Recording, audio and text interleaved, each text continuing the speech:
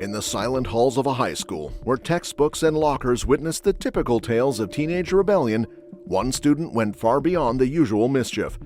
This was no ordinary troublemaker, but a kid whose actions left an entire community shocked. When the police arrived, they expected to restore order, but they met something that they had never trained for. Today, we are delving into the chilling face-off between law enforcement and the deadliest kid in school, where innocence and menace collide in the most shocking way. The morning of May 24, 2022 was intended to be an ordinary school day for Robb Elementary in Uvalde, Texas. But shortly before noon, 18-year-old Salvador Ramos began a path of unimaginable violence, something that no one could have ever imagined. Ramos, armed with two AR-15-style rifles and over 1,600 rounds of ammunition, left behind a horrifying scene at home by first shooting his grandmother.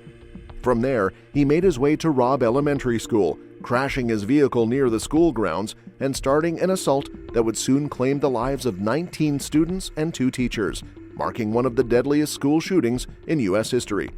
As he approached the school, he began firing from outside, terrorizing anyone within earshot and building an atmosphere of fear before even entering. Shots fired in the building. I heard somebody say someone was shot in the head. I don't know. They haven't said anything.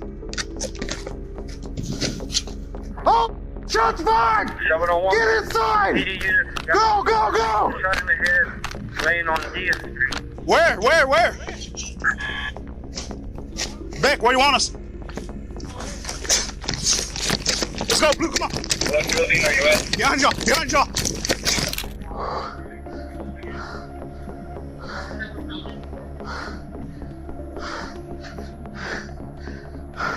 I can't break, somebody can break. Careful, guys, shot fire.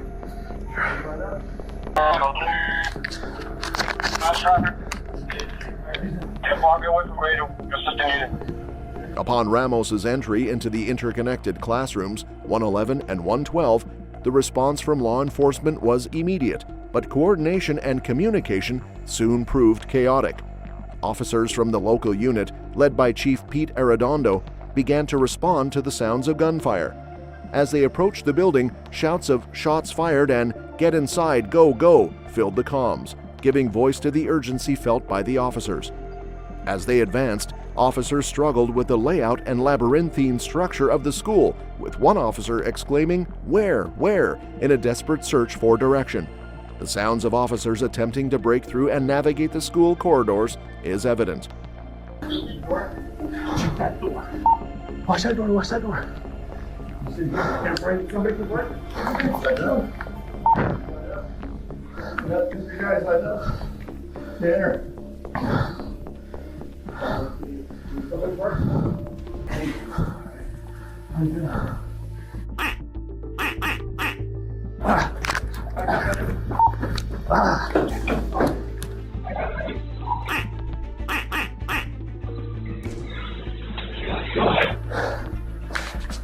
Am I bleeding?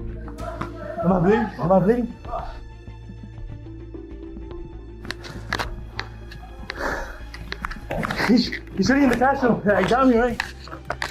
You okay? Yeah. You okay? He's in the class. Dude, I got shots fired. What? We're gonna be in the building, the west side. Dude, we gotta get in there. We gotta get in there. He just keeps shooting. We gotta get in there. The officers decided to kick the door as the gunman was shooting inside the classroom. Chaos intensified as the officers tried to hold their ground amid shots ricocheting off walls. "Am I bleeding?" one officer asked as the gunman shot him. Another officer reported, "He's in the class." Their positioning became increasingly difficult as the shooter continued firing and directly injured 2 officers, forcing a retreat and leaving the gunman barricaded with students and teachers trapped inside. Despite the highly dangerous situation, Chief Arredondo made the controversial decision to halt active shooter protocols and treat Ramos as a barricaded suspect rather than an immediate threat to hostages. Officers began to withdraw, even as the urgency to save the trapped students intensified. The hallway became lined with over 19 officers waiting for tactical units and additional gear like shields, prioritizing their own safety rather than pressing forward to stop the gunman. Ruben. She said she shot Johnny.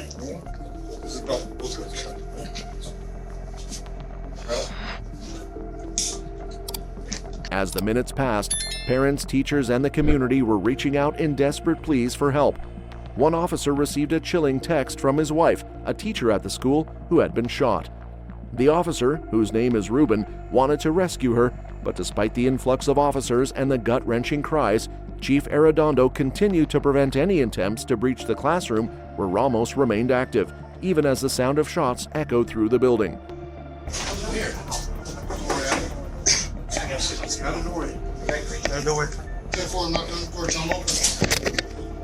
Come on, open the door so we can get out. Wally, open. Come on, guys. It's Lieutenant Javier Martinez Valley. Do we have a master key? No. We can get you guys out of there. Come on, get out. Out. Ready. Come on.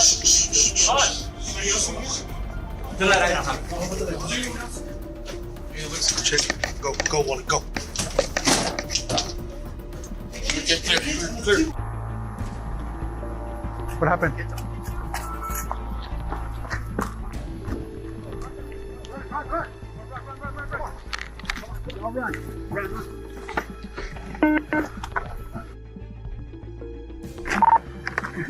Go. Kids coming out.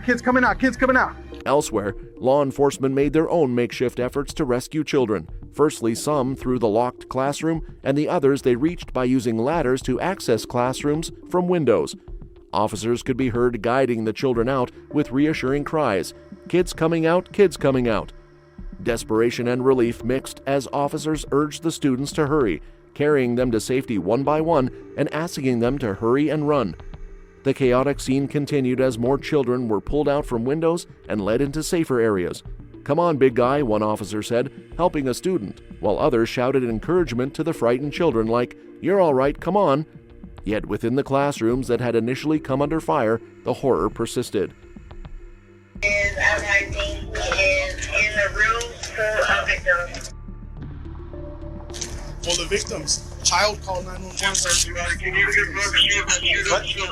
The room is full of victims. Child 911 call. Okay, you wanna start getting kids out? I can start jumping them. Hold on, let me get. We're in here.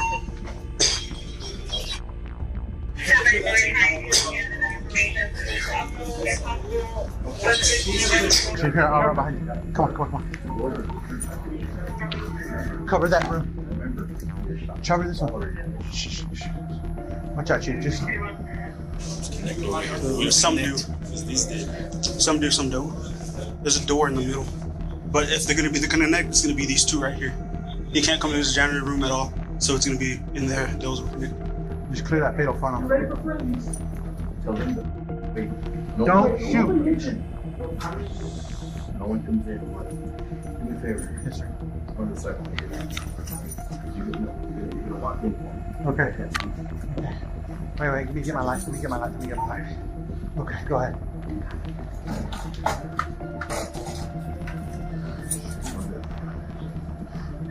Tragically, students who managed to survive Ramos's initial shots in classrooms 111 and 112 were forced to play dead to avoid further harm. Some of them quietly called 911, whispering for help as they were still alive but gravely injured, trapped at the mercy of the gunman. Despite this, Chief Pete Arredondo and the assembled officers spent the next 30 minutes assessing and attempting entry, but only through adjacent rooms, using various keys in what would later be criticized as a cautious and ineffective response. Chief Arredondo directed some officers to holster their weapons, a strategy that emphasized restraint over intervention. As calls for help continued, officers gathered in the hallway with tactical gear, shields, and flashbangs in hand, but refrained from breaching the door to confront the shooter directly. Hey, can you go get a breaching tool? Like we're at your house. I know. The situation worsened when a child attempting to signal his location to the officers was overheard by the gunman, leading to a heartbreaking outcome. Sir, if you can hear me, please put your firearm down, sir. We don't want anybody else hurt. I know. That's what we're doing. We're trying to get him out. They're gonna break the room. Sir, if you can hear me, please put your gun down. We don't want anybody else hurt. Tell him in Spanish. Si me puede escuchar, la arma para el piso, por favor.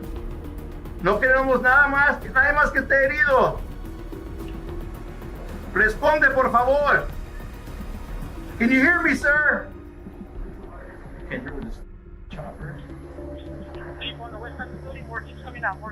The tension in the hallway was evident, with officers alert but confined by command decisions, attempting to strategize as precious minutes slipped away. At a crucial moment, Chief Arredondo's voice broke through the comms, pleading with the shooter to surrender. His words were translated into Spanish as he urged the gunman to lower his weapon and cease the assault.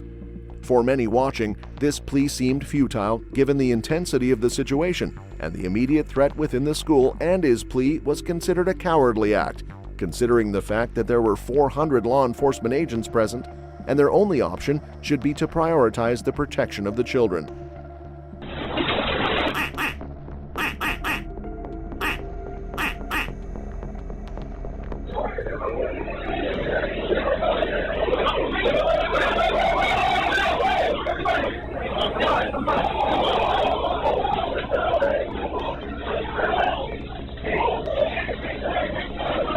Nearly 77 minutes after the attack began, Texas Border Patrol officers arrived and quickly took action. They bypassed the officers waiting in the hallway and advanced toward the classroom where the shooter was barricaded. Without delay, they breached the door, engaging in a rapid and intense exchange of gunfire with Ramos. Their decisive action neutralized him, ending the massacre that had gripped Robb Elementary. The end of the standoff brought a sense of relief, but at a grave cost. In just over an hour, the gunman had killed 21 individuals, 19 children and 2 teachers, and injured over 20 more. Many were left to question what might have been different if officers had breached the door sooner or responded more assertively from the start. Did you feel abandoned in that moment by police, by the people who are supposed to protect you? Absolutely. After everything, I get more angry because you have a bulletproof vest. I had nothing. You're supposed to protect and serve. There is no excuse for their actions. And I will never forgive them. How many students were in your classroom when the shooter came in? 11 students. So the shooter killed every single student in your classroom. Yes, ma'am. That's when I got to thinking, this family lost one. I lost 11 that day. And I just went to my parents and said, I'm sorry. I tried my best with what I was told to do. Please don't be angry with me.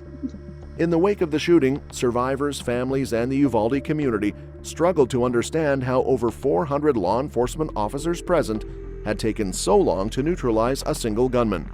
Interviews with survivors, like the teacher from Classroom 111 who witnessed the tragic deaths of his 11 students, showed the horror of feeling abandoned and unprotected. "You have a bulletproof vest," he told officers through tears. "I had nothing." As per the teacher, every parent lost a child, but he lost 11 that day. The incident caused nationwide debate over law enforcement's handling of active shooter situations, resulting in the firing of several officers, including Chief Arredondo. By 2024, both Arredondo and another officer were criminally indicted for allegedly mishandling the response to the shooting, because so many lives would have been saved if they had just acted differently. The tragedy at Robb Elementary remains a painful reminder of the urgent need for accountability and efficacy in crisis response, especially when children's lives hang in the balance. If you enjoy true crime content like this, make sure you are subscribed so you do not miss out on any upcoming videos.